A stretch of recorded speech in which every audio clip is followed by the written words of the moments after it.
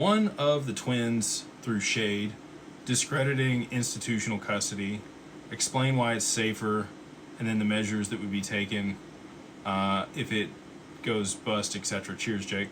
I don't know if you're talking about Verson and Vandell.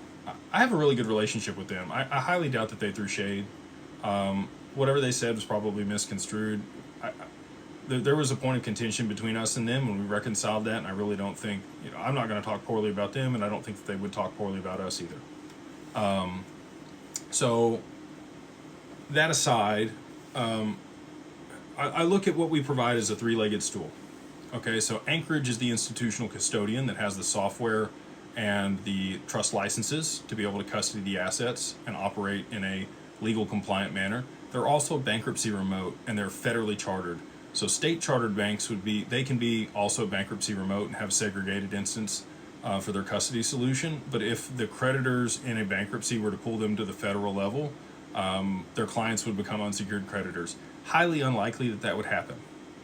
But that's why we chose Anchorage, is because they are federally chartered. And that's why Ripple has applied for a federal charter for their banking license also.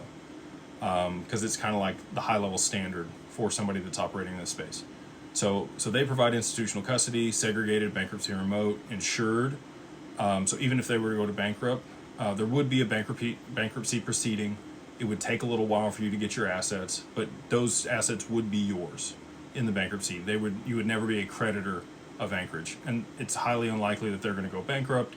They have somewhere between $600 and $700 million on their balance sheet. They also custody BlackRock's assets for their ETF. So if you want institutional custody, the same as BlackRock, Anchorage is the only option for that. So the other two legs of the stool.